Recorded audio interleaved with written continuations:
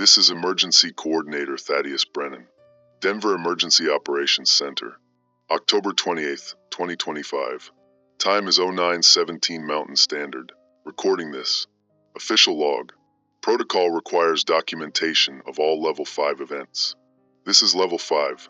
This is beyond Level 5. A nuclear device has activated inside Denver city limits. Downtown Financial District. 16th Street Mall.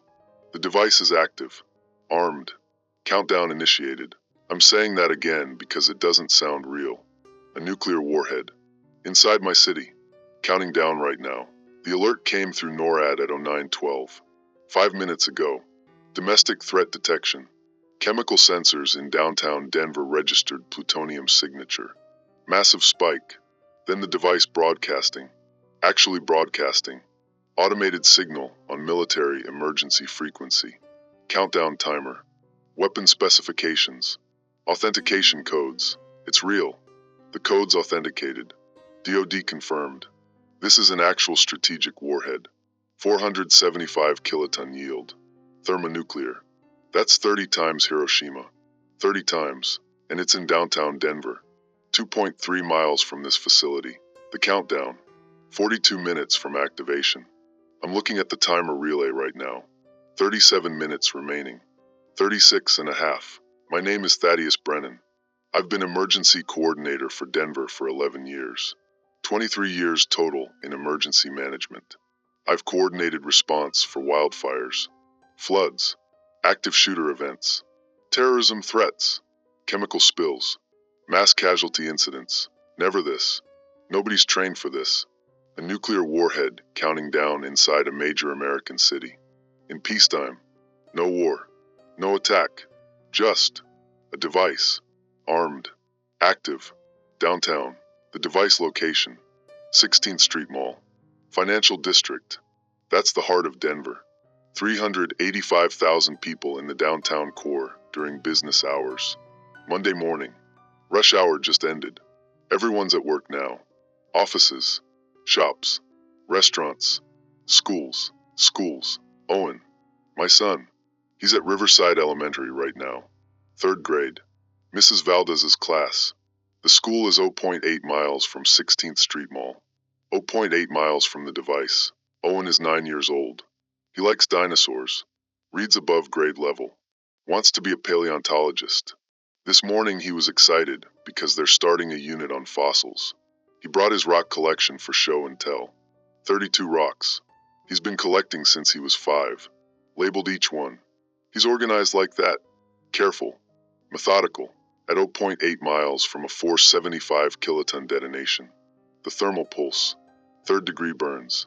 Lethal radius. The school building. Reinforced brick. Not hardened, just a regular elementary school basement. Protection factor maybe 3. That's nothing. That's nothing against this. Owen has 36 minutes. 35 and a half now. I'm 2.3 miles away. This operations center is hardened. Reinforced concrete. Blast doors. Filtered air systems. Designed to survive near miss from strategic weapon. I'm probably safe here. Probably. My son is 0.8 miles from ground zero. He's not safe. My wife Nora. She's at Denver General Hospital. Pediatric oncology. She's a nurse. The hospital is 4.1 miles from the device. Outside immediate lethal radius. Probably survivable if she's inside when it goes. If she shelters properly. If the building holds. But Owen, the evacuation protocols. I'm looking at them right now. Denver metro population, 2.9 million. Evacuation time for downtown core. Minimum 4 hours under optimal conditions. Traffic management. Route coordination. Population flow control. 4 hours minimum. We have 35 minutes. I'm running the numbers. Downtown core, 385,000 people. Suburban ring, 1.2 million within 10-mile radius. Thermal effects. Blast overpressure. Prompt radiation. Fallout patterns. Wind is northeasterly at 12 knots. Fallout corridor will extend 40+ miles. Evacuation is impossible. The math doesn't work. Can't move that many people in 35 minutes. Can't. I'm trying anyway. Broadcasting on emergency alert system right now. This is not a test. Nuclear device activated downtown Denver. 16th Street Mall. All persons evacuate immediately. Move away from downtown core. Travel west or south. Avoid northern and eastern routes. This is not a test. The phone system. Overloaded already. Everyone calling everyone. Networks collapsing. Cell towers can't handle the traffic. I'm watching the system status. 93% packet loss. Effectively down. Traffic cameras. I'm pulling them up. Every major route out of downtown. Gridlock. Complete standstill. People abandon their cars. Running on foot. Chaos. No coordination. No order. Just panic. Interstate 25 southbound. Parking lot. Not moving. Interstate 70 westbound. Same. Surface streets. Jammed. Emergency vehicles can't get through. Ambulances. Fire trucks. Police. Stuck in traffic with everyone else. 34 minutes. I'm calling Riverside Elementary. School emergency line. Ringing. Ringing. Someone answers. School secretary. Mrs. Pemberton. I know her. Owens had 3 parent-teacher conferences this year. He's a good student, but he talks too much during science. Mrs. Pemberton always smiles about it. Says Owen's enthusiasm is refreshing. I'm identifying myself. Emergency Coordinator Brennan. Thaddeus Brennan. Owen Brennan's father. You need to evacuate immediately. Nuclear device downtown. 34 minutes to detonation. She's asking if this is real. If it's actually real. It's real. Get the children out. Get them moving west. Away from downtown. Now. She's saying they've already received the EAS alert. Principal Whitmore initiated lockdown protocols. The children are in the basement. Following active threat procedures. No. No, that's wrong. I'm saying it. Saying it loud. That's the wrong protocol. Lockdown is for active shooter. For external threat. This is nuclear detonation. You need to evacuate. Get the children away from the school.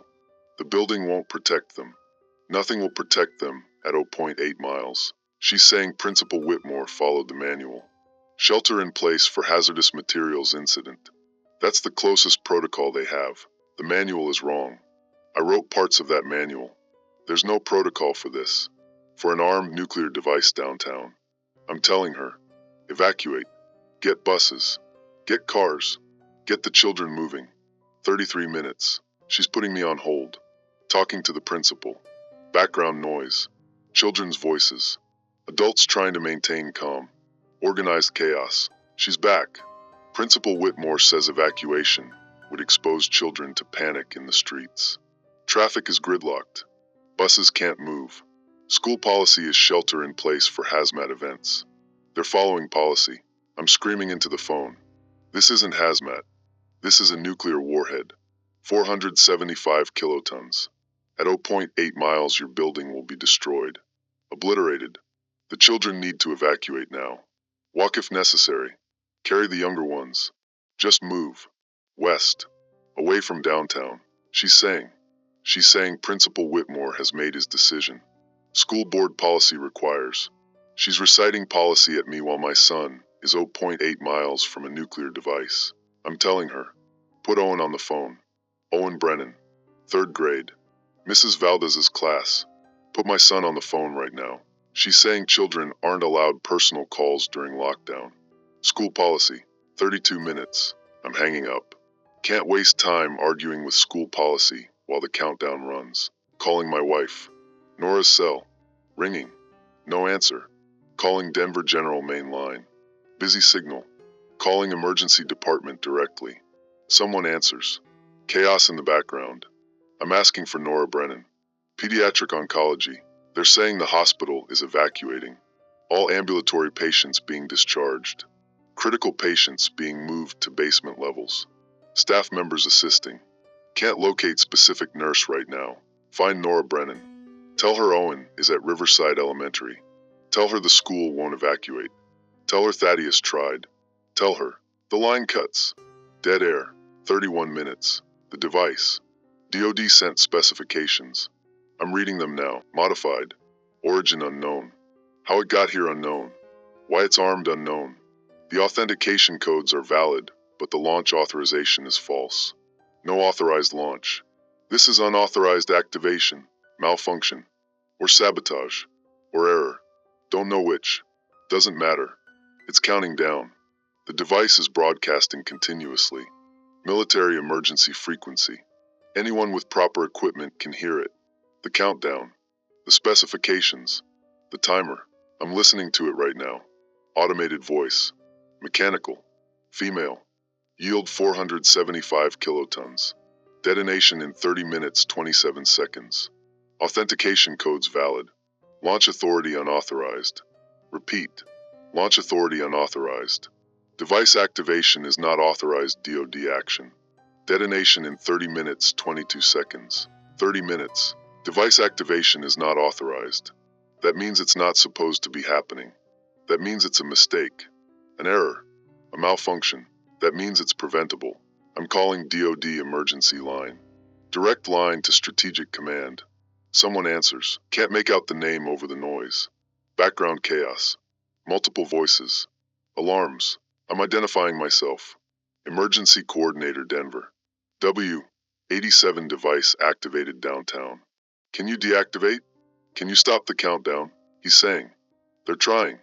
Remote access failed. Device isn't responding to remote commands. Lockout protocol engaged. They're dispatching explosive ordnance disposal team from Warren Air Force Base. Wyoming. 37-minute flight time. 37 minutes. The device detonates in 30. Yodi can't get here in time. What about overriding the countdown? Manual codes? Emergency shutoff? He's saying the device has physical failsafes. Requires on-site access. Two-person integrity protocol. Manual key turn. The Yodi team has the equipment, has the authorization, but they can't get here in time. They're saying they're sorry. They're sorry. 29 minutes. I'm checking evacuation status. Traffic cameras. Still gridlocked. Nobody moving. News helicopters overhead. Broadcasting live. Showing the panic. The gridlock. The chaos. The downtown area. 16th Street Mall. I'm pulling security camera feeds. DoD gave me access. Looking at the device location. I can see it. The device. It's in a delivery truck. Panel truck. White. Generic. Parked at the corner of 16th and California. The back doors are open. The device is visible. Cylindrical. Metallic. About 8 feet long. 3 feet diameter. Cables and equipment surrounding it. LED display on the side. Red numbers counting down. 28:14. 28:13. 28:12. People running past it. Some stopping to look. Most running. Police have cordoned off the block. Half-block perimeter. Officers directing people away. But where can they go? Traffic stopped. Streets are packed. The device is just sitting there. In a truck. On a city street. Counting down. Broadcasting its own death sentence. And ours. 28 minutes. My certification. I'm trained for this. Federal Emergency Management. Nuclear Incident Response. I've done the courses. The simulations. The tabletop exercises. 12 years of training for nuclear event response. All the training. All the protocols. They assume warning time. Missile launch detection. 30 minutes to impact. Time to activate evacuation. Time to coordinate response. Time to shelter critical population. We have time. We have 30 minutes. But the population can't move. The traffic won't flow. The evacuation is failing in real time. I'm watching 385,000 people trapped in the impact zone. I can see them on the cameras. Running. Pushing. Falling. Trampling. Dying before the detonation even happens. The schools. I'm pulling the list. 17 schools within 2-mile radius of the device. Elementary. Middle. High school. Charter schools. Private schools. Total student population 8,200. Riverside Elementary. Owens School. 412 students. Plus staff. 0.8 miles from ground zero. I'm trying the school again. Main line. Busy signal. Emergency line. Ringing. No answer. Nobody's picking up. 27 minutes. The mayor. I need to coordinate with city officials. I'm calling mayor's office. Direct emergency line. Someone answers. Not the mayor. Assistant. Deputy. Someone. I'm saying we need city resources. Police coordination. Traffic management. Emergency declaration. Martial law if necessary. Get the streets clear. Get people moving. They're saying the mayor evacuated. Took the emergency helicopter. Left at 09:23. 11 minutes ago. Headed west. Out of the city. The mayor left. He left. What about city council? Emergency leadership? City council evacuated. Department heads evacuated. Emergency succession protocols activated. Continuity of government. They're saying it like it's normal. Like it's proper procedure. They abandoned the city. Everyone in authority. They left. And I'm still here. 26 minutes. The device specifications. I'm reading deeper. Trying to understand. Looking for options. Any option. 87 Warhead. Modern design. Sophisticated. Multiple failsafes. Requires specific sequence to arm. Requires authorization codes to detonate. This device has bypassed normal safeguards. Someone modified it. Altered the control systems. Made it arm without proper authorization. The countdown. It's not standard. Normal strategic warheads don't count down. They detonate on command. Instant. This device has a timer. 42 minutes from activation. Now 25 minutes remaining. Someone programmed this. Deliberately. Made it count down. Made it broadcast. Made it visible. Why? Terrorism? Foreign sabotage? Domestic extremist? Accidental activation seems less likely. Too many modified systems. Too deliberate. Doesn't matter why. Matters that it's happening. That Owen is 0.8 miles away. That I can't stop it. 25 minutes. There's a protocol. Last resort protocol. I've never used it. Never imagined using it. Emergency authorization level 7. Allows emergency coordinator to commandeer any resource. Override any authority. Supersedes all local jurisdiction in level 5 event. I'm activating it now. Entering authorization codes. Biometric confirmation. Voice print authentication. Emergency coordinator Thaddeus Brennan. Authorization level 7 activated. Nuclear incident in progress. I am assuming direct command of all emergency response resources in Denver metro area. All personnel report to emergency frequency 7.2 MHz. All city resources under my command. My radio. Every emergency frequency. Broadcasting now. This is Emergency Coordinator Brennan. Level 7 authorization active. All police units. All fire units. All emergency medical. Report to emergency frequency immediately. Priority tasking. Nuclear device downtown. 24 minutes to detonation. We're getting people out. Radios lighting up. Units responding. Dozens of units. Asking for orders. Asking what to do. Asking if it's real. It's real. Here's what we're doing. Police units. Clear 6th Avenue westbound. Physically push abandoned cars aside. Make a path. Fire trucks. Use your vehicles as battering rams if necessary. Clear the route. Emergency medical. Set up triage stations west of the city. Prepare for mass casualties. All units. Priority 1. Riverside Elementary School. 0.8 miles from device. 412 students. Get buses there. Get trucks there. Get those children out. That's priority 1. Acknowledge. Units acknowledging. Moving now. Coordinating. Working together. 23 minutes. But it's not enough. Even with emergency resources. Even with level 7 authority. We can't evacuate 385,000 people in 23 minutes. We can't. The math. I'm running it again. Hoping I'm wrong. Hoping there's something I missed. Evacuation routes. 6 major corridors out of downtown. Each corridor moves maximum 2,000 people per minute under emergency conditions. That's 12,000 per minute. Times 23 minutes. That's 276,000 people evacuated. Current downtown population. 385,000. Deficit. 109,000 people who won't make it out. Minimum. That's assuming optimal conditions. Perfect coordination. No panic. No gridlock. None of which we have. Realistically. Maybe we evacuate 150,000. Maybe. That leaves 235,000 people in the impact zone when the device detonates. 235,000 casualties. Minimum, 22 minutes. I'm hearing from police units. They've reached Riverside Elementary. The school won't open the doors. Principal Whitmore says lockdown protocol prohibits external access. Won't release the children. I'm on the radio. Patch me through to Riverside Elementary.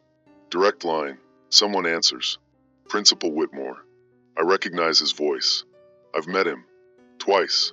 School events. Owens Awards ceremony. Science fair. Principal Whitmore smiled. Shook my hand. Said Owen was a credit to the school. Principal Whitmore. This is Thaddeus Brennan. Emergency Coordinator. Level 7 Authority. You need to release the students immediately. Police units are outside. They'll transport the children to safety. Open the doors now. He's saying school board policy prohibits releasing students to anyone except authorized parents or guardians. Police don't have authorization. Lockdown protocols are in effect. He's following procedure. The procedure is killing them. I'm saying it, shouting it.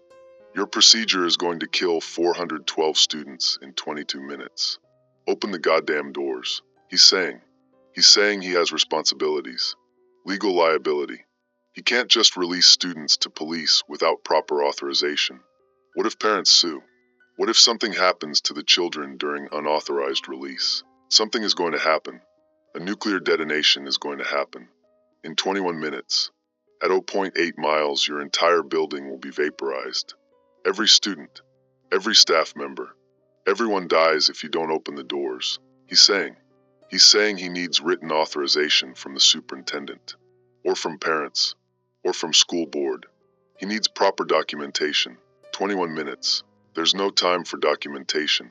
There's no time for authorization. I'm giving you a direct order under Level 7 Emergency Authority. Open the doors. Release the students. The police will get them to safety. He's asking if I'll accept legal liability. If something happens to the students, if parents sue, will I personally accept responsibility? Yes. Yes, I'll accept responsibility. I'll sign anything. I'll take any liability. Just open the doors. Please. My son is in that building. Owen Brennan. 3rd grade. Just let them out. Please. Long pause. He's saying okay. He'll open the doors. He'll release the students to police custody. But he wants it on record that he objected. That this violated school policy. That he's doing this under duress. Fine. It's on record. Now open the doors. 20 minutes. Police radio. They're reporting. School doors opening. Students evacuating. 412 students. Plus staff. Loading onto buses. Loading into police vehicles. Loading into any vehicle available. Moving west. Away from the device. Owen. My son. He's being evacuated. He's moving. He's getting out. Thank God. Thank God. Radio chatter. The buses are moving. Slowly. Streets still gridlocked, but police are clearing path. Pushing cars aside. Making gaps. The buses are moving west on 6th Avenue. 3 buses. Packed full. Students and staff. How long to get them outside the blast radius? Police estimating 15 minutes to reach 10-mile mark at current pace. 19 minutes remaining. They'll make it. Barely. If nothing goes wrong. If traffic doesn't stop them. If the countdown doesn't accelerate. They'll make it. Owen's getting out. My son is getting out. But 235,000 others aren't. 18 minutes. The downtown core. I'm watching the cameras again. The panic is worsening. People crushing each other trying to move. Storefront windows breaking. Looting starting. Why loot when there's 18 minutes to live? Don't know. Human nature. Desperation. Irrationality. Some people aren't running. They've stopped. Sitting on the street. On sidewalks. In doorways. Giving up. Accepting it. 18 minutes left, and they're giving up already. Others still fighting. Still pushing. Still trying to get away. Climbing over abandoned cars.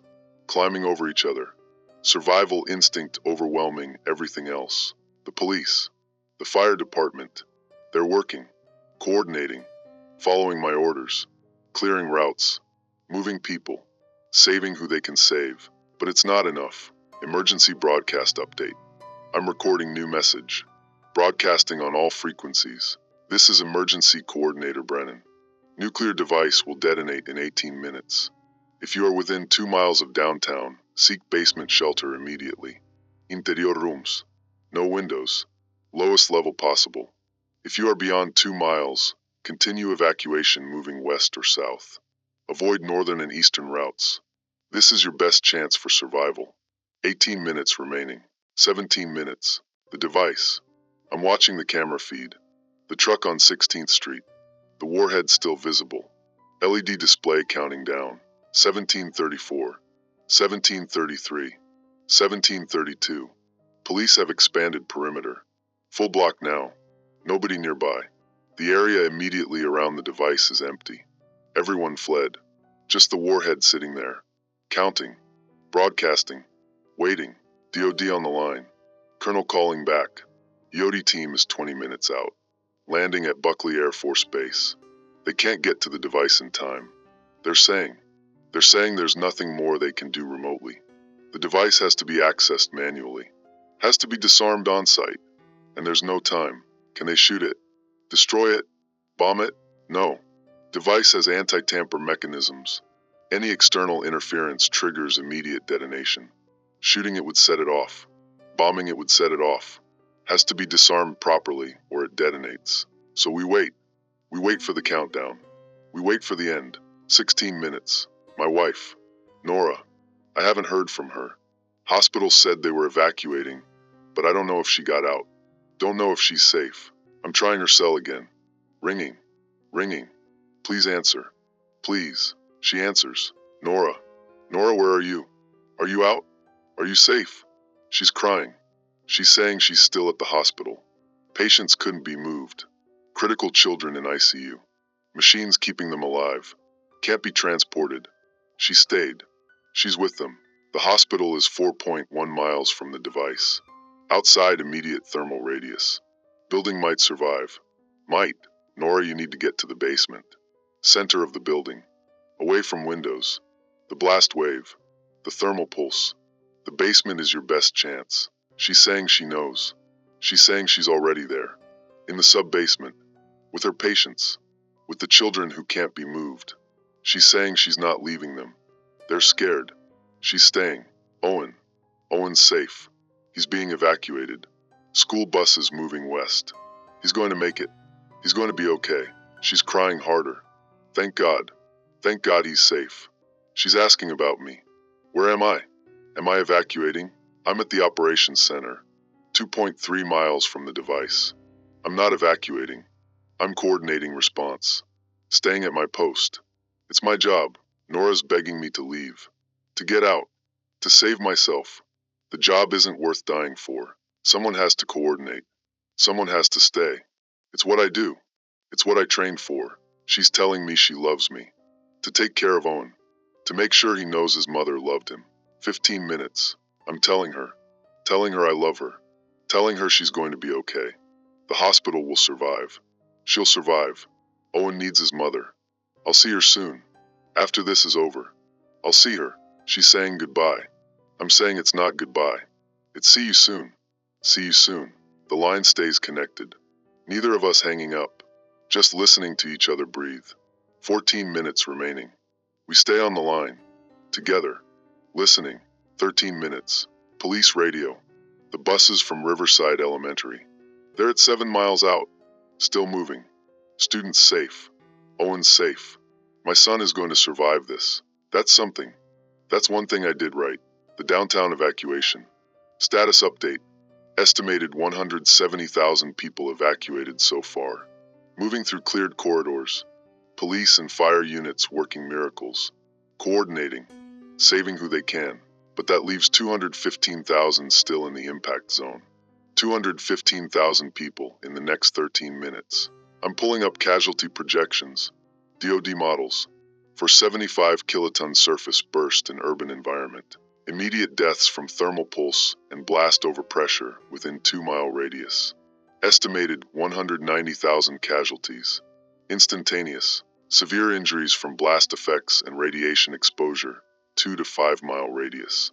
Estimated 80,000 casualties. Most will die within hours to days without immediate medical treatment. Medical facilities will be destroyed or overwhelmed. Survival rate for this group, less than 10%. Total projected casualties from detonation and immediate aftermath, 250,000. Plus or minus 20,000. My city, 250,000 people dead. 250,000 casualties. The Emergency Operations Center. This facility, 2.3 miles from ground zero. The hardened structure. Blast doors. Filtered air. Survival probability, 60 to 70%. Building will likely survive initial blast. Thermal pulse. Prompt radiation. But the blast wave. Overpressure. Structure might hold. Might not. 50-50 chance I survive the next 12 minutes. Those aren't bad odds. Better than most. Better than downtown core. Better than the 250,000 who have worse odds. 11 minutes. Nora. Still on the phone. I can hear her breathing. She's talking to her patients. Children's voices in the background. She's comforting them. Reading to them. Making up stories. Keeping them calm. That's Nora. Always caring for others. Even now. Even at the end. The device camera. Still watching. The countdown. 11:47. 11:46. 11:45. The streets around the device. Empty now. Everyone who could flee has fled. Only abandoned vehicles. Scattered belongings. Debris. The Warhead sitting alone on an empty street. Waiting. 10 minutes. There's something. I'm noticing something. The device specifications. I'm reading them again. Looking for anything.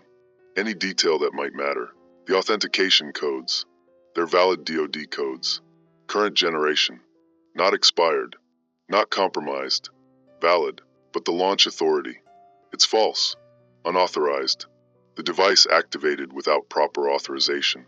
Someone had valid authentication codes, but not launch authority. That means someone inside. Someone with access. Someone who could arm the device but not authorize the launch legitimately. This wasn't foreign attack.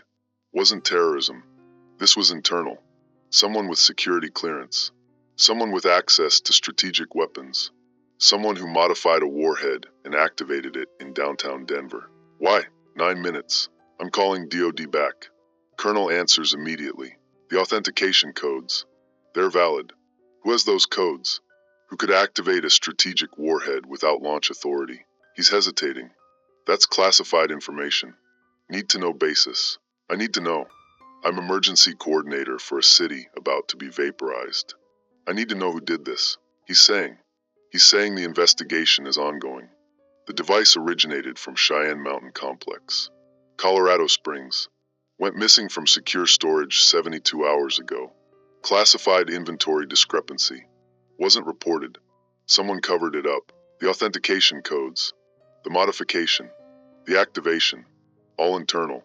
Someone inside strategic command. Someone with access. Who? He's saying they don't know yet. Investigation is active. But whoever did this, they had help. Multiple people involved. Security protocols require two-person integrity. One person can't steal a warhead alone. Can't modify it alone. Can't transport it alone. This was coordinated. Multiple insiders. A plot. Why Denver? Why my city? He's saying they don't know. Device location might be random. Might be intentional. Investigation ongoing. They'll find who's responsible. 8 minutes. Investigation ongoing. They'll find who's responsible. After the device detonates. After 250,000 people die. After my city burns. Then they'll investigate. Then they'll find answers. Too late. Answers don't help us now. Radio traffic increasing. Emergency units reporting. Evacuation status. Shelter status. Medical staging areas. Coordinated response continuing even as the countdown runs. Professional. Organized. Everyone doing their jobs. Following orders. Following training. Even knowing most of them might not survive. That's duty. That's what we do. We respond. We coordinate. We save who we can save. Even when it's not enough. Even when we know it's not enough. 7 minutes. The buses. Riverside Elementary. They're at 12 miles out. Outside immediate blast radius. Outside thermal effects. They're safe. Owen's safe. Police units pulling back. Fire units pulling back. Everyone moving to minimum safe distance. Leaving downtown. Leaving the core. No one left to save there now. Just empty streets and the device counting down. My staff. The operations center. I told them to evacuate 20 minutes ago.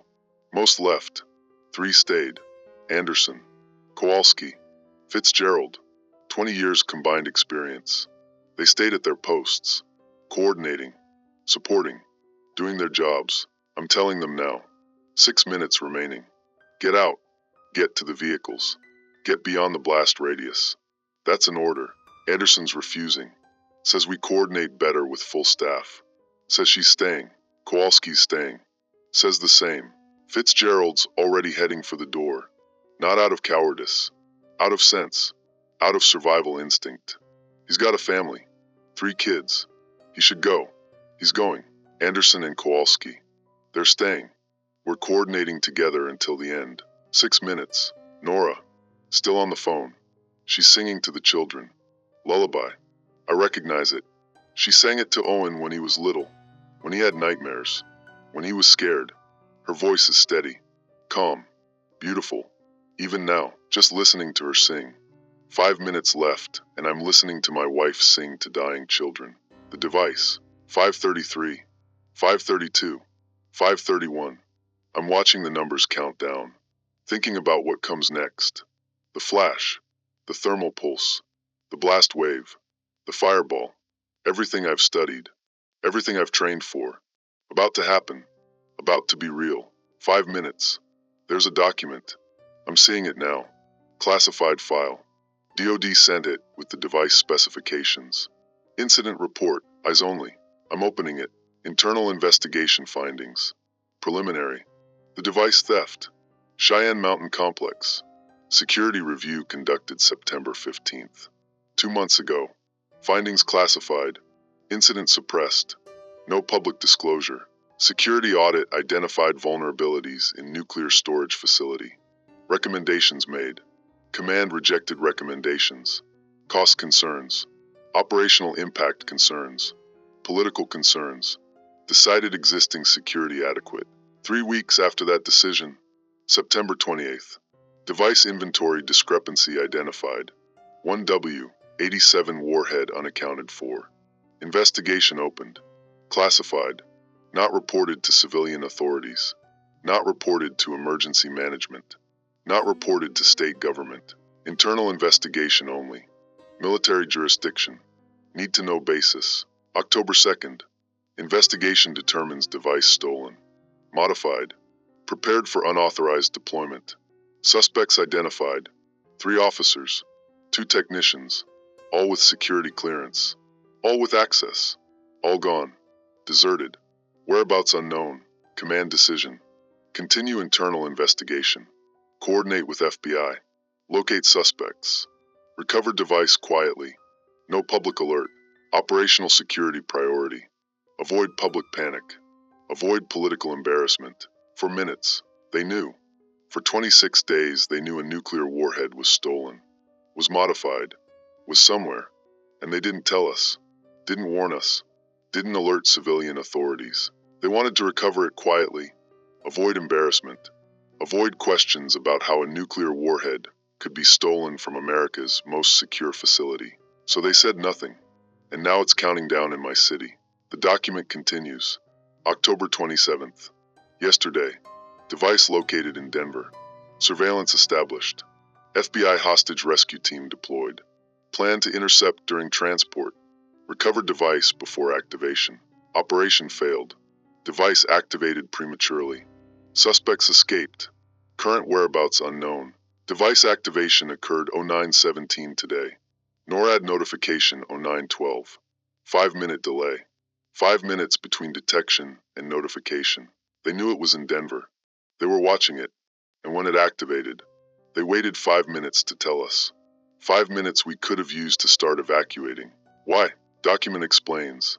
5-minute delay implemented to allow continuation of government personnel to reach safe distance. COG protocols prioritize essential personnel evacuation prior to public notification. Standard operating procedure for domestic nuclear incident. 3 minutes. Continuation of government. The mayor, city council, department heads. They got advance notification. 5 minutes before we did. 5 minutes to evacuate. To reach their helicopters. To fly to safety. While we waited. While I waited. While the countdown ran. They saved themselves first. That's why the mayor was gone 11 minutes after I got the alert. He'd already had 5 minutes head start. He knew before I knew. Evacuated before I could respond. They abandoned us. Knowingly. Deliberately. According to protocol. Standard operating procedure. Anderson's reading over my shoulder. She's seeing it. Kowalski's seeing it. We're all seeing it. 2 minutes. I'm saving the document. Copying it. Uploading it to off-site server. Sending it to media contacts. To federal oversight. To congressional investigators. To anyone who will receive it. This is the truth. They knew. They didn't warn us. They saved themselves first. They let 250,000 people stay in the impact zone while essential personnel evacuated. My recording. This recording. It's saving to the same server. Off-site backup. Outside the blast radius. Someone will find it. Someone will hear what happened here. What was done to us. 1 minute. Nora. I'm telling her. Telling her I love her. Telling her Owen's safe. Telling her she needs to shelter. Get away from windows. Cover. Now. She's saying she loves me. She's saying she's proud of me. She's saying Owen will know. Will remember. Will understand why we stayed. I'm hearing her move. Hearing her position her patience. Cover them. Protect them. Then silence. She's taking cover. 45 seconds. Anderson's at her station. Monitoring. Coordinating. Doing her job to the last second. Kowalski's doing the same. We're staying operational until the end. The device. 038. 037. 036. I'm watching the numbers. I'm seeing it count down. This is real. This is actually happening. 30 seconds. 25. 20. Anderson's praying. Quiet. Under her breath. I can hear it. Kowalski's just watching his screen. Professional to the end. 15 seconds. The camera feed. The device. LED display. 014. 013. 012. 10 seconds. 9. 8. 7. 6. 5. 4. 3. 2. 1. Even through reinforced concrete. Even through blast doors. Even at 2.3 miles. I feel it. The shock wave hits the operations center like a freight train. The building moves. Actually moves. Shifts on its foundation. Walls cracking. Ceiling tiles falling. Equipment flying. Monitors shattering. The lights go out. Emergency lighting kicks in. Red glow. Everything shaking. Earthquake. Except it's not an earthquake. It's 475 kilotons detonating downtown. Anderson's thrown from her chair. Kowalski's holding his station. I'm gripping my desk. The building groans. Metal shrieking. Concrete cracking. Wondering if this is it. If the structure fails. If we die anyway. 10 seconds of shaking. 15. 20. Then it stops. The building settles. Damaged but standing. We survived. I'm standing up. Checking. Anderson's okay. Bleeding from her forehead. Cut from flying debris. She's conscious. Kowalski's okay. Shaken but functional. Me. I'm okay. We're alive. The phone to Nora. Dead. Line cut. No connection. The cell network. Down. Everything down. No communication outside the building. The cameras. Most are dead. A few still working. Emergency power. I'm pulling them up. Trying to see. Trying to understand what just happened. Downtown Denver is gone. I'm seeing it. The camera feeds from the periphery. Looking toward downtown. Where downtown was. There's nothing there. Just smoke. Fire. Rubble. The skyline's gone. The buildings. The streets. Everything. Gone. Replaced by a crater. A fireball. A mushroom cloud rising above it all. The mushroom cloud. Perfect formation. Orange and red and black. Growing. Expanding. Rising into the sky. Miles wide. Miles tall. Beautiful and terrible. That's my city. That's 250,000 people. Rising into the atmosphere as smoke and ash and vaporized matter. I'm watching my city die. The device detonated. 475 kilotons. Surface burst. 16th Street Mall. Ground zero. The immediate radius. Everything within 1 mile. Vaporized. The thermal pulse. 7,000 degrees. Hotter than the surface of the sun. Everything turned to plasma. Buildings. Cars. People. All of it. Just. Gone. The blast wave. Overpressure. 1 to 2 miles. Buildings collapsed. Structures pulverized. Everything flattened. The force. The pressure. Unsurvivable. 2 to 3 miles. That's where we are. Severe damage. Some structures surviving. Most damaged. We're at the edge. The very edge. We survived because we're hardened. Because we're reinforced. Because we're designed for this. But the people. The civilians. The buildings around us. They weren't designed for this. I'm looking at the exterior cameras. The operations center is on a hill. I can see the surrounding area. Buildings collapsed. On fire. Smoke everywhere. Debris covering everything. Cars crushed. Streets destroyed. People. I'm seeing people. Survivors. Walking. Stumbling. Burned. Injured. Wandering through the rubble. Shell-shocked. Not understanding what just happened. The radiation detectors. Inside the operations center. Reading now. External levels. 900 Roentgen per hour. Rising. That's lethal. That's everyone outside right now. Everyone who survived the blast. They're being irradiated. They're dead. They just don't know it yet. Walking corpses. Days to weeks until symptoms kill them. The fallout. It's starting already. The mushroom cloud. Radioactive debris. It's rising. 10,000 feet. 20,000. Reaching the jet stream. The wind is northeasterly. 12 knots. The fallout will spread. Contaminate. Poison. Hundreds of miles. I'm pulling up projections. Fallout patterns. The corridor. Extending northeast from Denver. 60 miles. 80 miles. 100 miles. Everything in that path. Contaminated. Lethal levels of radiation. For weeks. Months. Years. My city. My state. Poisoned. The radio. I'm trying it. Emergency frequency. Static. Some signals. Faint. Distant. I'm broadcasting. This is Emergency Coordinator Brennan. Denver Emergency Operations Center. Device detonated. Downtown destroyed. Radiation levels critical. All units maintain distance. Do not approach city center. Need assistance. Need medical support. Need. My voice is breaking. Can't help it. Can't maintain professional tone anymore. The mask is gone. This is just me. Trying to coordinate. Trying to help. Failing. Responses coming in. Faint. Units outside the blast radius. Reporting status. Police. Fire. Medical. They're establishing perimeter. 10 miles out. Treating survivors. Evacuees. The ones who made it out. Owen. The buses. They were at 12 miles. Outside the immediate radius. Outside thermal effects. They should be okay. Should be. Requesting status on Riverside Elementary evacuation buses. 3 buses. Moving west on 6th Avenue. Last position 12 miles from ground zero. Request confirmation of safety. Static. Long pause. Then response. Police unit confirms. Buses stopped at 12.4 miles. All students accounted for. Minor injuries from panic. No radiation exposure. They're safe. They're moving to staging area 20 miles out. Owen's safe. My son is alive. The hospital. Denver General. 4.1 miles from ground zero. Severe damage radius. Blast effects. The building. It might have. It could have. I'm trying to reach them. Hospital emergency frequency. No response. Backup frequency. No response. The hospital might be gone.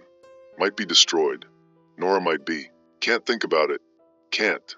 Have to focus. Have to coordinate. That's my job. That's what I do. Casualty estimates. I'm running them. 475 kiloton surface burst. Urban environment. Population density. Time of day. Immediate deaths from thermal pulse and blast. Within 2 miles. 190,000 killed instantly. Vaporized or crushed. Immediate. Severe injuries, 2 to 5 miles. 80,000 casualties. Burns, trauma, radiation exposure. Most will die without immediate treatment. Medical facilities destroyed. Treatment impossible. Survival rate 5 to 10%. 70 to 75,000 will die. Total projected deaths from immediate effects, 260 to 265,000. Plus or minus 10,000. Radiation casualties. Fallout exposure. Survivors outside immediate radius exposed to lethal radiation doses. Estimated additional 50 to 70,000 deaths over next 30 days. Acute radiation syndrome. No treatment available for this many casualties. Long-term cancer deaths. Radiation exposure. Contaminated area.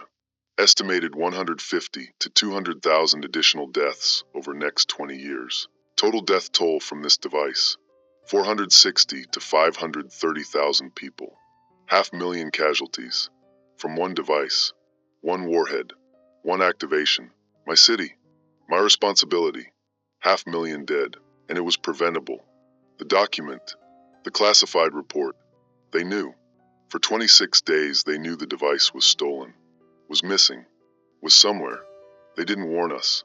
Didn't tell us. Didn't prepare us. They investigated quietly. Tried to recover quietly. Failed quietly. And when it activated, they saved themselves first. Standard operating procedure. The rage is building. The grief. The horror. All of it. Mixing together. Overwhelming. I'm emergency coordinator. I'm supposed to coordinate. Supposed to respond. Supposed to save people. And I watched 500,000 people die. Watched them burn. Watched them vaporized. Watched my city destroyed. And I couldn't stop it. The document. I'm reading it again. Every word. Every detail. Every betrayal. September 15th. Security audit identifies vulnerabilities. Command rejects recommendations. Cost concerns. Political concerns. Decides existing security adequate. Inadequate. Obviously inadequate. Because 3 weeks later a nuclear warhead was stolen. September 28th. Device missing. Investigation opened. Classified.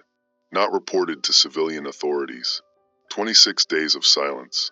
26 days we could have been searching. Preparing. Warning.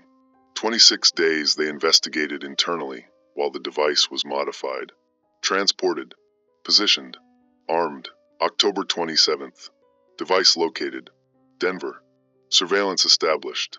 FBI deployed. Plan to intercept. Plan failed. Device activated. 0912. NORAD detection. 5-minute delay before notification.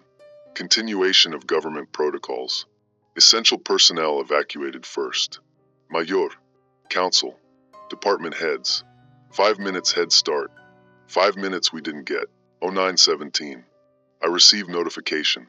37 minutes to detonation. 250,000 trapped. They knew evacuation was impossible. Knew the math didn't work. But they didn't tell us sooner. Didn't give us the time we needed. They prioritized their own escape.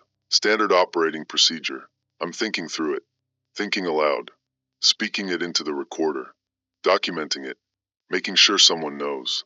Someone understands what happened here. Let me walk through the options. The choices they had. The choices they made. Option 1. September 28th. Device goes missing. Immediately notify civilian authorities. Alert every city. Every emergency coordinator. Every police department. Tell us a nuclear warhead is missing. Tell us to watch. To search. To prepare. That option gives us 26 days warning. 26 days to coordinate. To plan. To position resources. Cost of option 1. Public panic. Political embarrassment. Questions about security. Congressional hearings. Media coverage. Military leadership looking incompetent. They rejected option 1. Option 2. October 27th. Device located in Denver. Immediately notify me. Tell the emergency coordinator that a nuclear warhead is in your city. Give us time to prepare. To preposition evacuation resources. To clear traffic routes. To coordinate with regional support. That option gives us 1-day warning. 24 hours to prepare. Cost of option 2. Same as option 1. Panic. Embarrassment. Questions. Scrutiny. They rejected option 2. Chose to intercept quietly. Failed. Option 3. 0912. Device activates. Immediately notify all civilian authorities. Every second counts. Give us those 5 minutes. 5 minutes to start coordination. To start evacuation. To start saving people. Cost of option 3. Essential personnel might not escape. Mayor might die. Council might die. Command structure might be destroyed.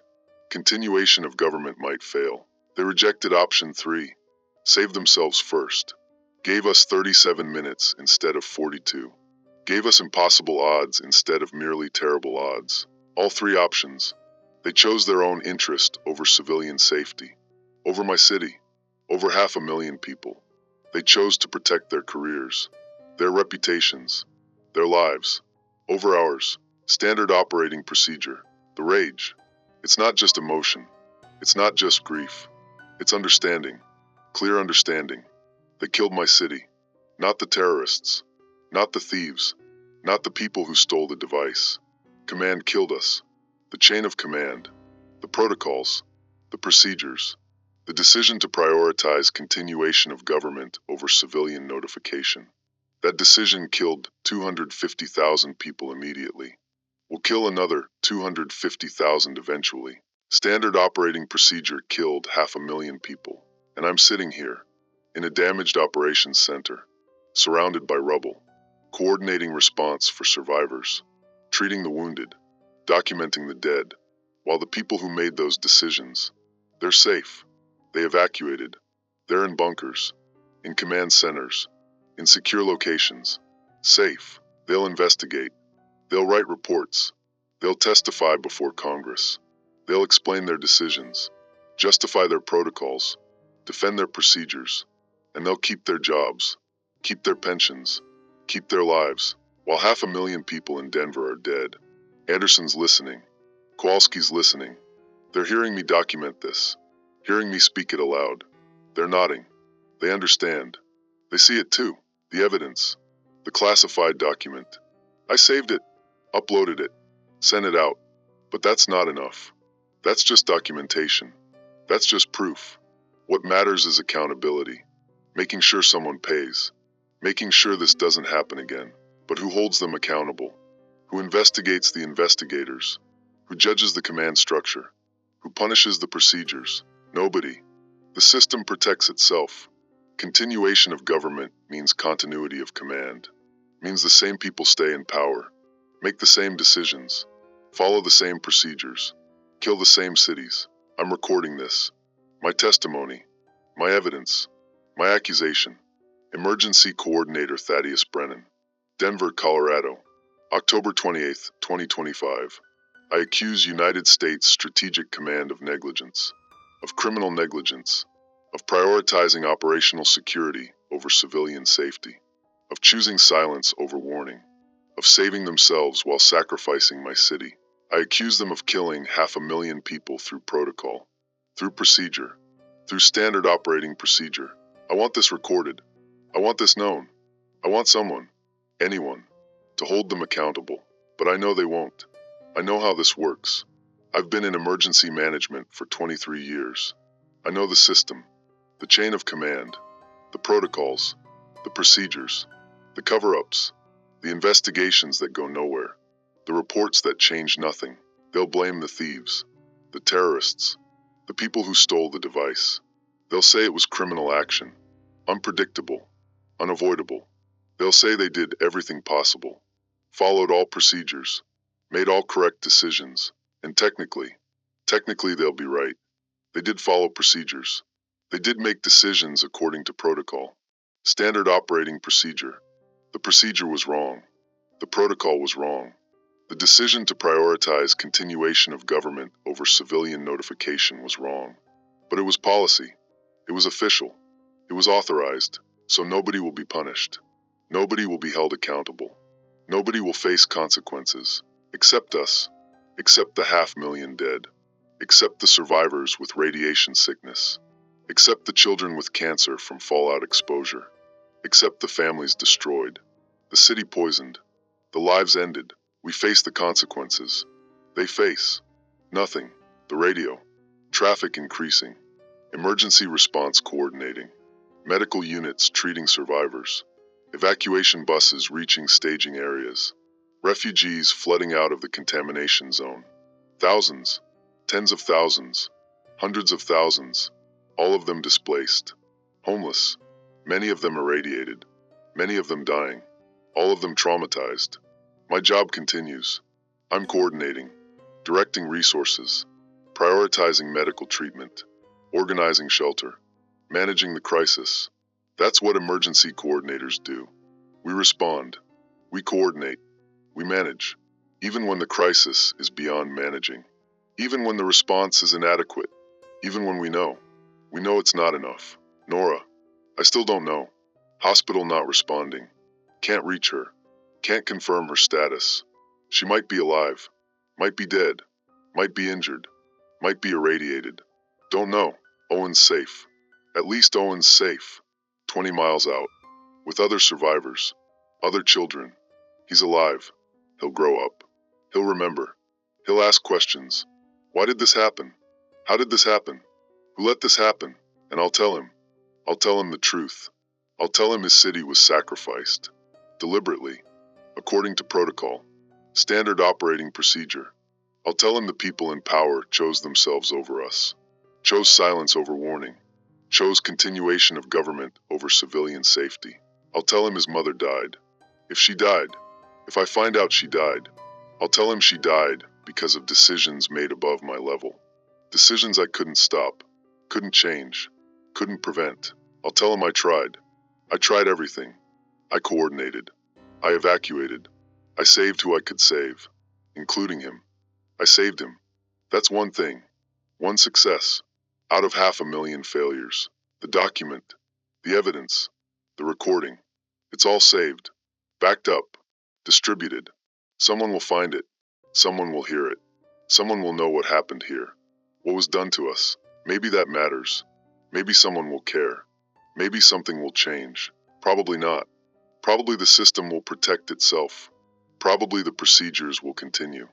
Probably the next city will face the same choices. The same delays. The same sacrifices. Standard operating procedure. But at least there's evidence. At least there's documentation. At least someone will know. The truth will exist. Even if nobody acts on it. Even if nothing changes. The truth will exist. That's something. That has to be something. Anderson's calling out. She's monitoring emergency frequencies. She's hearing. She's hearing from Denver General Hospital. The hospital survived. Partially. West wing collapsed. East wing standing. Basement levels intact. Casualties heavy. But some survivors. Some staff. Some patients. Nora. Is Nora there? Can they confirm Nora Brennan? Pediatric oncology? Anderson's asking. Requesting confirmation. Nora Brennan. Nurse. Pediatric oncology. Was she in the basement? Did she survive? Long pause. Radio traffic. Background noise. Then response. Nora Brennan confirmed. Survived. Injured but stable. Radiation exposure moderate. She's being treated. She's alive. Nora's alive. I can't. The relief. The emotion. It's overwhelming. Nora's alive. Owen's alive. My family survived. 2 out of 3. Me. Nora. Owen. We survived. 500,000 didn't. But my family did. The guilt. The immediate guilt. Why us? Why did we survive when so many didn't? What makes us special? What makes us deserving? Nothing. Nothing makes us special. We survived because of distance. Because of timing. Because of hardened buildings and evacuation buses and pure random chance. Not because we deserved it. Not because we earned it. Just chance. 500,000 people had the same chance. Same random odds. They lost. We won. That's all it is. Random chance in a disaster caused by deliberate decisions. Decisions made by people who are also alive. Also safe. Also survived. The people who caused this. They survived too. Better odds than us. They made sure of that. Continuation of government. 5 minutes head start. They survived deliberately. Intentionally. According to protocol. We survived randomly. They survived deliberately. 500,000 died because of the difference. I'm documenting this. All of it. The survival. The guilt. The rage. The understanding. Everything. Someone needs to hear this. Someone needs to know. Not just the facts. Not just the timeline. The emotions. The human cost. The psychological damage. The moral weight of surviving when you couldn't save others. That's the real casualty. Not just the dead. The survivors. The ones who live with knowing. With remembering. With understanding that we're alive because of pure chance in a disaster caused by deliberate choice. That's what haunts you. Not the death. The randomness. The unfairness. The knowledge that it didn't have to be this way. That warnings could have been given. That preparation could have been made. That protocols could have prioritized differently. That 500,000 people died because someone decided their own survival was more important than ours. Standard operating procedure. The emergency response continues. Directing. Managing. My job. My responsibility. Doing what I can with what I have. Knowing it's not enough. Knowing it will never be enough. Knowing I'll spend the rest of my life wondering if I could have done more. Done better. Done differently. But the truth is documented. The evidence is preserved. The accusation is recorded. That's all I can do now. Coordinate the response. Save the survivors. And make sure someone knows. Someone understands. Someone remembers what was done to us. What they did to us. Standard operating procedure killed my city. And the procedure will continue. The protocol will remain. The chain of command will endure. Continuation of government will persist. And the next city, the next crisis, the next disaster, they'll face the same choices, the same delays, the same priorities, the same sacrifice, unless someone listens, unless someone acts, unless someone changes the procedure. But I don't believe they will. I've seen the system. I know how it works. I know how it protects itself, how it continues, how it endures. The system will survive. The city didn't. The people didn't. But the system will survive. That's what matters to them. Not us. The system. Continuation of government. Standard operating procedure. Protocol. Policy. Procedure. 500,000 dead. But the system survives. That's the truth. That's what I'm documenting. That's what I need someone to know. The system killed us. And the system will survive. And the system will kill again. Unless someone stops it. Unless someone changes it. Unless someone holds it accountable. But I don't believe they will. I'm just documenting the truth. Making sure someone knows. Making sure the evidence exists. Making sure the accusation is recorded. That's all I can do. That's all any of us can do. Document. Testify. And hope. Hope someone listens. Hope someone acts. Hope something changes. Even though we know. We know it probably won't. Standard operating procedure. Day 2. Hour 36 since detonation. The operations center is still standing. Damaged. Barely functional. But standing. We're running on emergency power. Backup generators. Most systems down. Some working. Enough to coordinate. Enough to communicate. Enough to continue. Anderson and Kowalski are still here. Still working. Anderson's head wound bandaged. Makeshift. She's functional. Kowalski's exhausted. We're all exhausted. Haven't slept. Can't sleep. Too much to do. Too many people needing coordination. The casualties. Final estimates coming in. Still preliminary. Still uncertain. But numbers are forming. Clear patterns emerging. Immediate deaths. Thermal pulse and blast over pressure. Within 2 miles of ground zero. 193,000 confirmed dead. That's confirmed. Bodies recovered or accounted for. Actual number probably higher. Many vaporized. Many buried under rubble. Unrecoverable. Severe injuries. Blast trauma. Burns. Radiation exposure. 2 to 5 mile radius. 78,000 casualties transported to medical facilities. Most critical. Most dying. Medical teams overwhelmed. Insufficient supplies. Survival rate tracking at 7%. 72,000 expected to die within 30 days. Current death toll, 265,000. Expected to reach 335,000 within 1 month. Plus long-term radiation casualties. Plus cancer deaths over next 20 years. Total projected mortality, 470 to 520,000. 500,000. My city. 500,000 dead. The survivors. Displaced. Homeless. Contaminated. 215,000 evacuated from the hot zone. Radiation exposure ranging from moderate to severe. All of them showing symptoms. Nausea. Vomiting. Fatigue. Early acute radiation syndrome. Some will survive. Some won't. Depends on exposure levels. Depends on treatment availability. Depends on luck. The fallout. Spread northeast. Contamination corridor 63 miles long. 12 miles wide. Ground radiation levels declining but still dangerous. 300 Roentgen per hour average in the corridor. That's lethal with prolonged exposure. Area will be uninhabitable for years. Decades maybe. 16,000 square miles contaminated. Agricultural land. Residential areas. Small towns. All of it poisoned. All of it evacuated. 280,000 additional people displaced from fallout zone. Total refugees. 495,000. 500,000 people homeless. Displaced. Evacuated. Contaminated. My responsibility. My jurisdiction. My failure. The hospital. Denver General. I visited yesterday. Afternoon. Had to see. Had to confirm. Had to find Nora. The building. West wing completely destroyed. Collapsed. East wing standing but heavily damaged. Windows blown out. Walls cracked. Structure unstable. Evacuation ongoing. Moving patients to field hospitals. Moving them to facilities 50 miles out. Beyond the contamination zone. I found Nora in the basement. Sublevel 2. Where she sheltered with her patients. With the children who couldn't be moved. The children on life support. On ventilators. On dialysis.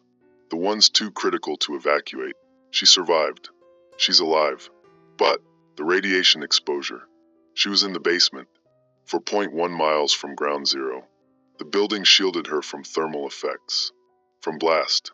But not from radiation. Not from neutron flux. Not from gamma rays penetrating through concrete and earth. Her dosimeter. Medical staff all wear dosimeters. Radiation badge.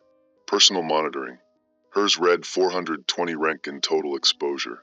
For 20. That's lethal. That's LD 50 to 70. Lethal dose. 50 to 70% mortality rate. She knows. She's a nurse. She knows what 420 means. She knows her odds.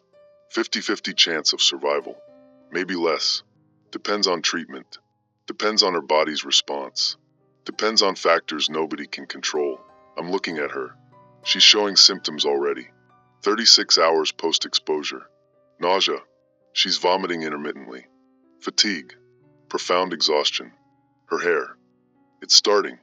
Not falling out yet. But thinning. I can see it. She can feel it. The prodromal phase. Early acute radiation syndrome. This is how it starts. Nausea. Vomiting. Fatigue. Then the latent phase. Temporary improvement. False hope. She'll feel better for a while. Days. Maybe a week. Then the manifest illness phase. Bone marrow failure. Immune system collapse. Bleeding. Infection. Organ failure. That's what 420 Roentgen means. That's what happens. Medical literature is clear. Progression is predictable. Treatment is supportive only. Bone marrow transplant maybe. Blood transfusions. Antibiotics. Fluids. But ultimately, her body either recovers or it doesn't. 50-50. She's talking to me. Telling me about the children. Her patients. The ones she stayed with. The ones she sheltered. 8 children total. Pediatric oncology. Cancer patients. Too sick to evacuate. Too critical to move. She stayed with them. Covered them. Protected them with her own body when the blast came. 5 children survived. 3 died. 1 from injuries sustained when equipment fell during the shock wave. 2 from the blast effects. The building damage. Debris. Trauma. Nora tried. She tried to save them. Did everything possible. But they died anyway. The 5 survivors. All of them showing radiation symptoms. All of them already sick from cancer treatments. Already immunocompromised. Already weak. The radiation exposure. It's probably fatal for them. Young children. high radiation dose, compromised immune systems, survival probability, very low, less than 10%. Nora knows this. She knows they're dying. She knows she's dying maybe. 50-50. But the children, they're almost certainly dying. And she's staying with them anyway, caring for them, comforting them, even though she's sick herself, even though her own survival is uncertain. That's Nora. That's who she is. Nurse, mother, caregiver. Even now, even at the end, she's caring for dying children, making their last days bearable, making sure they're not alone, making sure someone's there. I'm asking her to leave, to evacuate, to get treatment at the field hospitals, better facilities, better care, better chance of survival. She's refusing. She's saying no. These children need her. They're scared. They don't understand what happened, why they're sick, why everything hurts. She can't leave them, won't leave them, not until they're gone, or until she's too sick to care for them, whichever comes first, saying she needs treatment, saying Owen needs his mother, saying I need her, saying she can't throw her life away for children who are probably going to die anyway. She's looking at me, her eyes, tired, sad, but certain, absolutely certain. These children are dying. Someone needs to be with them.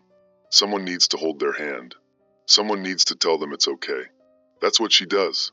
That's what she's always done. She's not stopping now. Not because of radiation sickness. Not because of 50-50 odds. Not because her husband is begging her to save herself. The children need her more than I do. More than Owen does. Right now. These last days. These last hours. They need her most. I can't argue with that. Can't. Because she's right. Those children are alone. Parents dead or missing. Families destroyed. City collapsed. They're dying. Scared. In pain. And Nora's there. The only familiar face. The only caregiver they have left. She can't leave them. I understand that. I hate it. But I understand it. I'm holding her. Carefully. Gently. She's fragile now.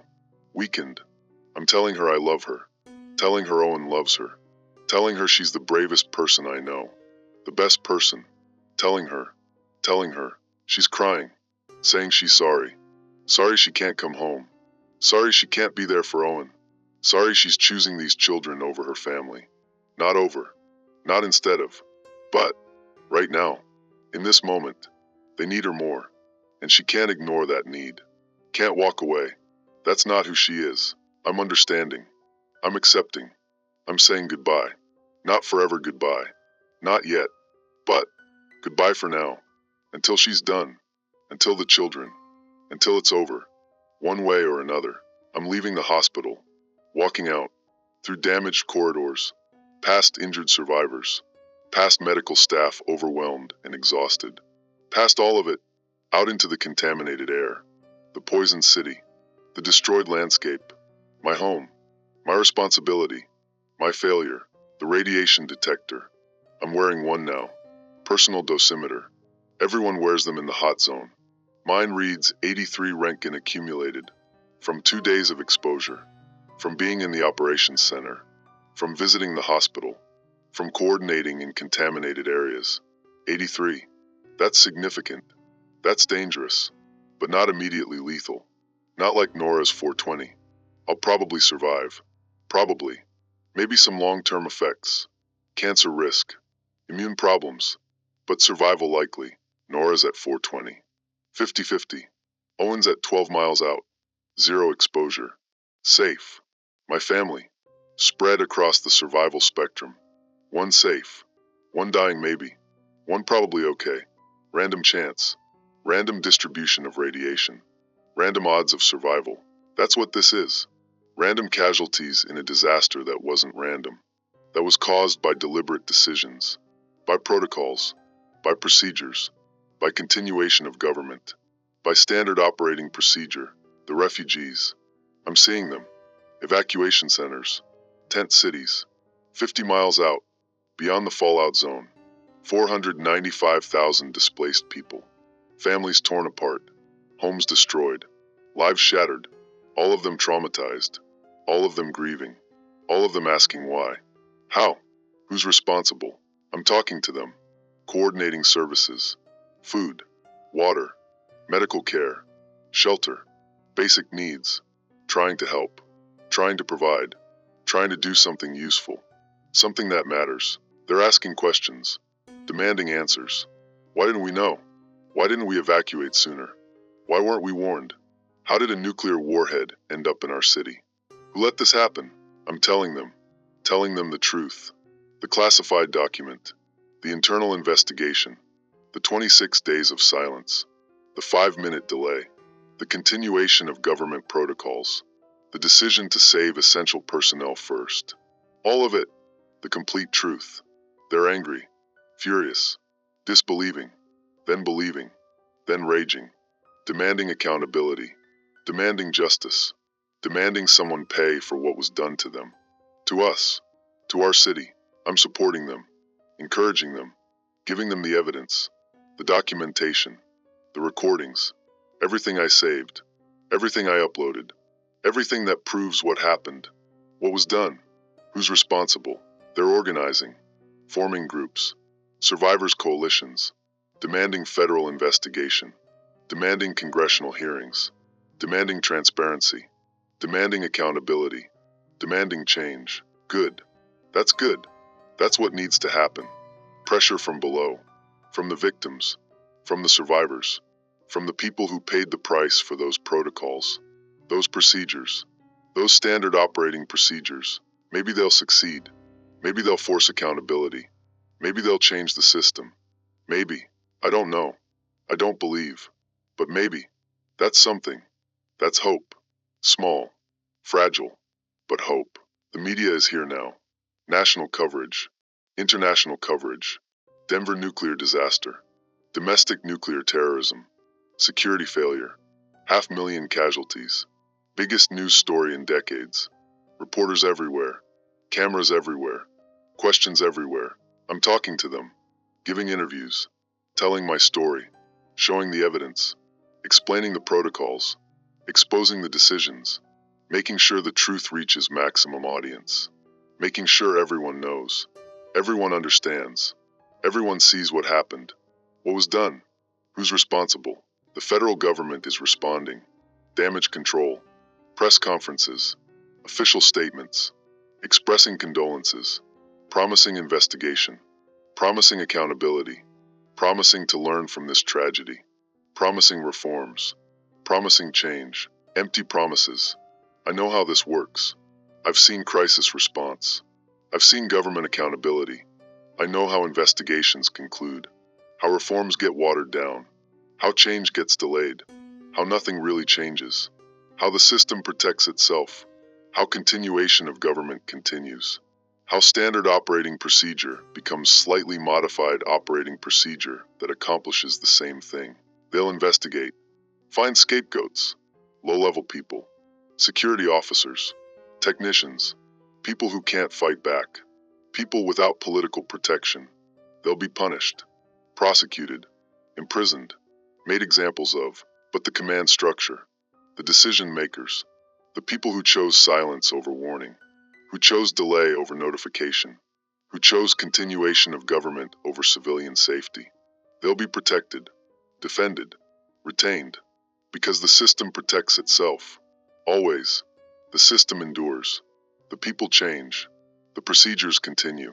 That's what I'm seeing. That's what I'm documenting. That's what I'm testifying to. Not just the immediate disaster. Not just the casualties. Not just the destruction. The systemic failure. The institutional betrayal. The deliberate sacrifice of civilian population to protect government continuity. That's the real story. That's the truth. That's what needs to be known. Understood. Changed. But I don't believe it will change. I'm documenting it anyway. Testifying anyway. Speaking anyway. Because what else can I do? What else is there? Silence? Acceptance? Complicity? No. I speak. I testify. Even knowing it probably won't matter. Even knowing the system will probably endure. Even knowing I'll probably fail. I speak anyway. Because it's right. Because it's necessary. Because someone has to. Someone has to say the truth. Someone has to hold them accountable. Even if accountability never comes, someone has to try. That's my job now. Not just emergency coordinator, not just crisis responder, witness, testifier, accuser, truth teller. For my city, for the 500,000 dead, for the 500,000 displaced, for Nora with her 420 Röntgen exposure and 50-50 odds, for Owen who survived by chance, for all of us who paid the price for their protocols, their procedures, their standard operating procedure. That's all I can do. That's all any of us can do. Speak the truth. Demand accountability. Hope someone listens. Hope something changes. Hope it matters, even when we don't believe it will. Even when we know it probably won't. We speak anyway. We testify anyway. We hope anyway. Because what else is there? Silence? Acceptance? Surrender? No. We speak. We resist. We demand. We hope. Even at the end. Even after everything. Even knowing it's probably futile. We try anyway. That's what survivors do. That's what witnesses do. That's what we do. We try. We hope. We speak. Until we can't anymore. Until we're silenced. Until we're gone. We speak the truth. We demand accountability. We hope for change. Even when change doesn't come. Even when accountability doesn't happen. Even when the truth is ignored. We speak anyway. Because we must. Because it's right. Because someone has to. Because the alternative is complicity, is silence, is acceptance, and that we cannot do, will not do, must not do. So we speak, and we hope, and we try. That's all we have. That's all we can do. That's all any of us can ever do. Speak truth, demand justice, hope for change, and continue, endure, survive, as long as we can, as well as we can, for as long as it matters, for my city, for my wife, for my son, for all of us. We speak, we hope, we try. That's all we have. That has to be enough. It has to be. Day 18. 2.5 weeks since detonation. Nora died yesterday. Manifest illness phase. Acute radiation syndrome. 420 Röntgen exposure. Her body tried. Fought. Bone marrow transplant. Blood transfusions. Antibiotics. Every treatment available. Wasn't enough. Her immune system collapsed. Infections. Bleeding. Organ failure. Multi-system shutdown. She died at 03:27. Mountain Standard Time. Denver General Hospital Field Station. Surrounded by medical staff. Surrounded by the children she stayed to care for. The ones still alive. 2 of them. 2 out of 5. The others died days ago. Radiation exposure. Compromised immune systems. They didn't have a chance. Nora stayed with them until the end. Until their end. Then until her end. She died doing what she always did. Caring for dying children. Making their last moments bearable. Making sure they weren't alone. That's who she was. That's how she died. Serving others. Serving children. Serving the ones who needed her most. Even though it cost her everything. Even though it cost her life. She stayed. She served. She died. Owen doesn't understand. He's 9 years old. He understands death abstractly. Knows his mother is gone. Knows she's not coming back. But he doesn't understand why. Why she stayed at the hospital. Why she didn't evacuate. Why she chose dying children over him. Over us. Over her family. He's angry. Confused. Grieving. Asking questions I can't answer. Questions without good answers. I'm telling him. Trying to explain. Your mother was a nurse. A caregiver. She saw children who needed her. Children who were dying. Children who were alone. She couldn't leave them. That's not who she was. She had to stay. Had to care for them. Even knowing it might kill her. Even knowing the radiation exposure was lethal. She stayed because that's what she did. That's what nurses do. That's what good people do. They stay. They serve. They sacrifice. He's asking. Asking if I would do the same. If I would stay with strangers. Let my family die. Choose duty over him. Would I? I don't know. I stayed at my post. Coordinated response. Didn't evacuate. Chose duty over personal safety. But would I choose duty over Owen? Over trying to reach him? Over saving him? I don't know. I made different calculations. Different choices. I stayed because evacuating wouldn't have helped, wouldn't have saved anyone. My duty saved people, saved hundreds, maybe thousands through proper coordination. But if the choice was coordinate response or save Owen, which would I choose? I don't know. I don't want to know. I don't want to face that choice. But Nora faced it, chose the children, chose duty, and it killed her. And I can't tell Owen if that was right or wrong, if it was worth it, if it mattered, because I don't know. Don't know if saving 2 children for a few extra days was worth dying for. Don't know if the comfort she provided justified the sacrifice. Don't know if any of it matters when everyone dies anyway. The children died. She died.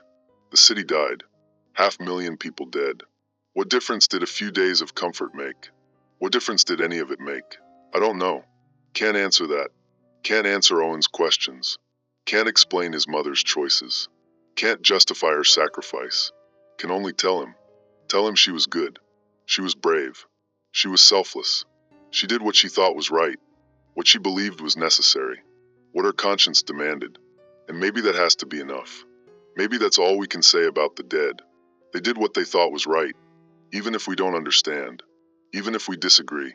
Even if it cost everything. They did what they thought was right. And we honor that. We remember that.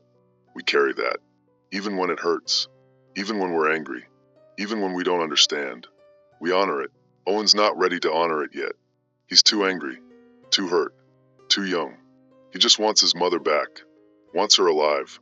Wants her home. Wants things to be normal again. But normal's gone. Mother's gone. City's gone. Everything's gone. And he's left with a father who stayed at his post. Who chose coordination over family. Who survived while his mother died. Who's trying to explain sacrifice to a 9-year-old who just wants his mother back. I can't give him that. Can't bring her back. Can't make him understand. Can only be here. Be present. Be his father. For as long as I'm here. For as long as I survive. For as long as it matters.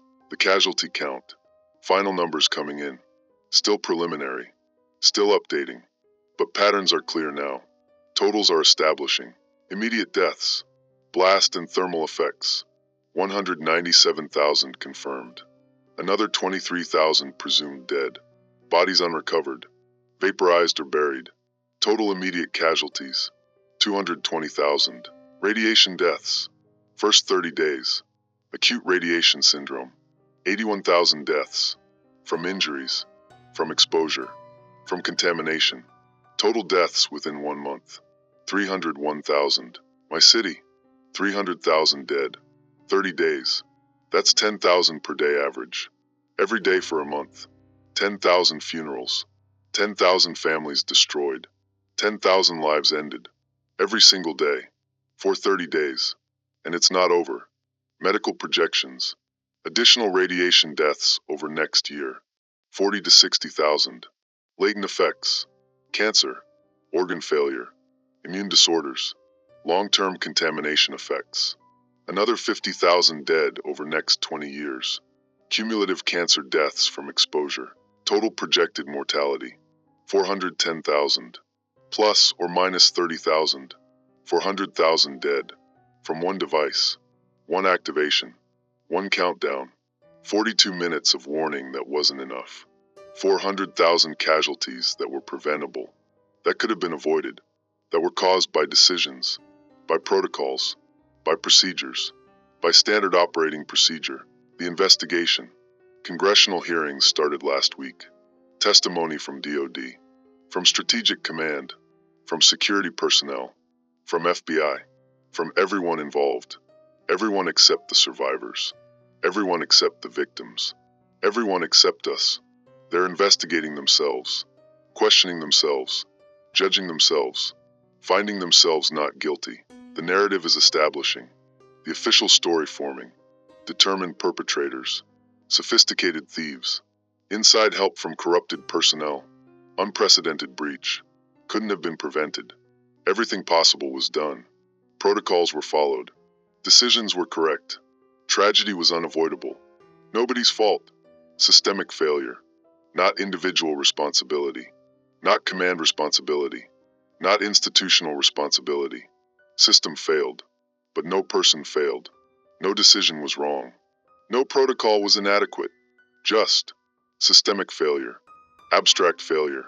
Nobody's fault. That's the story. That's the narrative. That's the conclusion. Nobody's guilty. Nothing could have prevented this. Tragedy. Unprecedented. Unavoidable. Move forward. Learn lessons. Implement reforms. But no accountability, because everyone followed protocols. Everyone did their jobs. Everyone made correct decisions according to standard operating procedure. The procedure was wrong. The protocol was wrong. The standard was wrong. But nobody's responsible for the standard. Nobody's accountable for the protocol. Nobody's guilty of following procedure. Nobody's punished. Nobody faces consequences. Except us. Except the dead. Except the survivors. Except the displaced. Except the contaminated. Except the grieving. We pay. We face consequences. We live with results. While the decision makers, while the command structure, while the system, they continue. They endure. They persist. Unchanged. Unscathed. Unpunished. I'm testifying tomorrow. Congressional hearing. Survivor testimony. They invited me. Emergency coordinator. First responder. Witness. They want my statement. My perspective. My testimony. I'm giving it. All of it. Everything. The classified document. The timeline. The decisions. The delays. The priorities. The sacrifices. The truth. Complete truth. Unfiltered. Uncensored. Accusatory.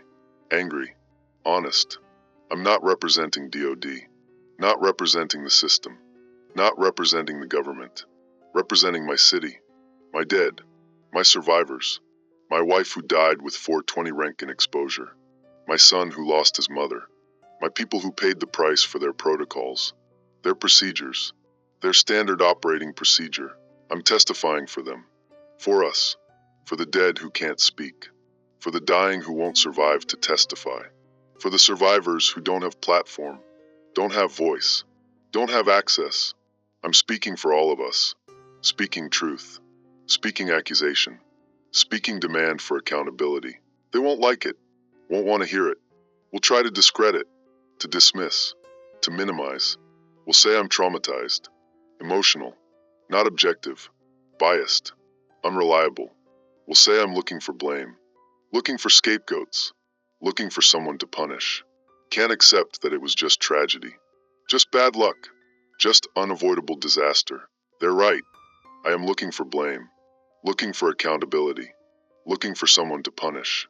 Because someone is responsible. Multiple someones. Chain of command.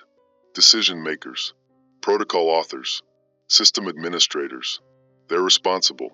They made choices. They set priorities. They established procedures.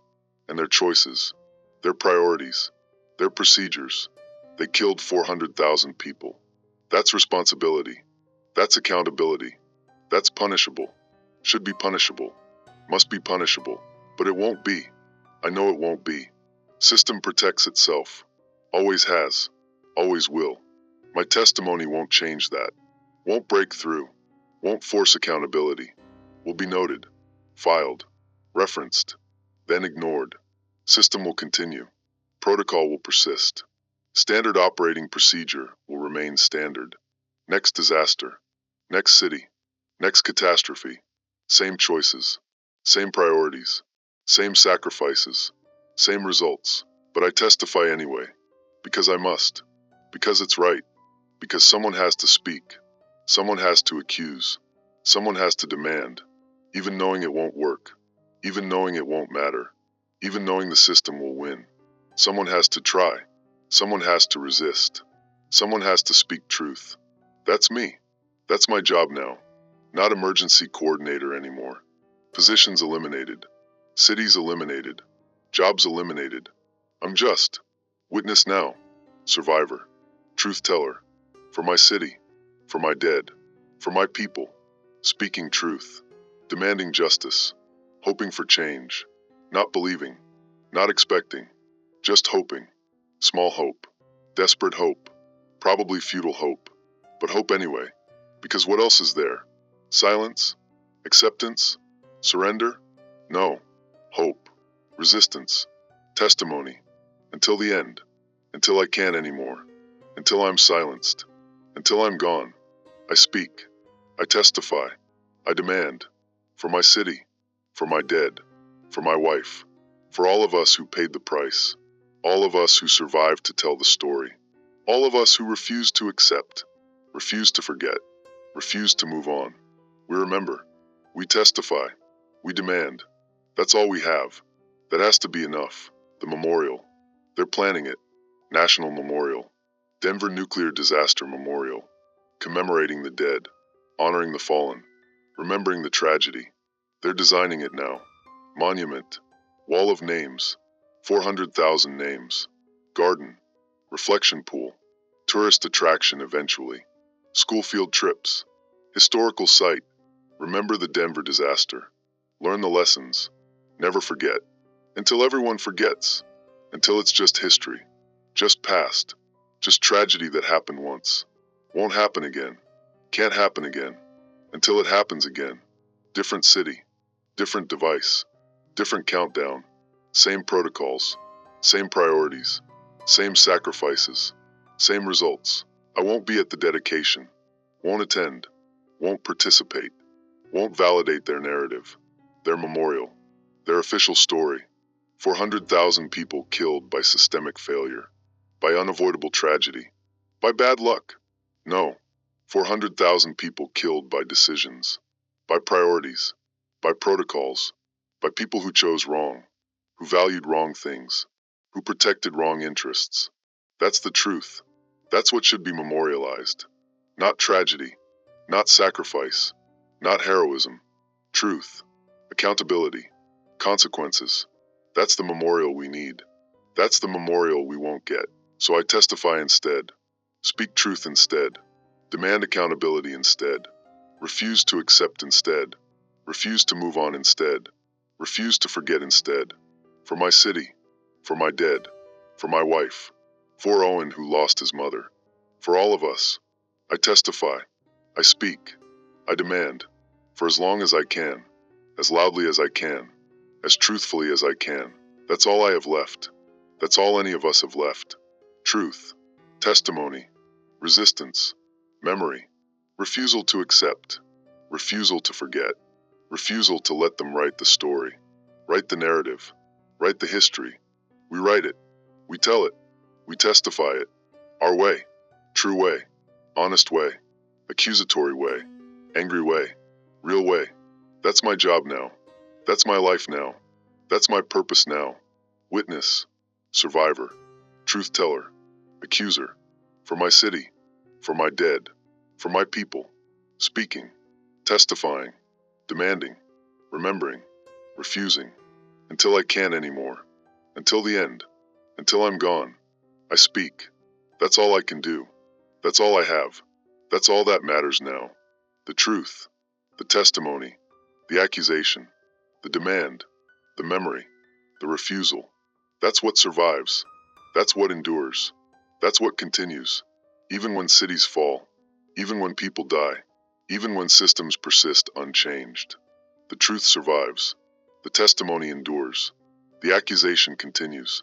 In survivors. In witnesses. In truth tellers. In all of us who refuse to forget. Refuse to accept. Refuse to move on. We carry it. We speak it. We testify it. For the dead. For the lost. For the sacrificed. For all of us. We remember. We speak. We demand. That's what we do. That's all we can do. That's everything we can do. Remember. Speak. Demand. Until the end.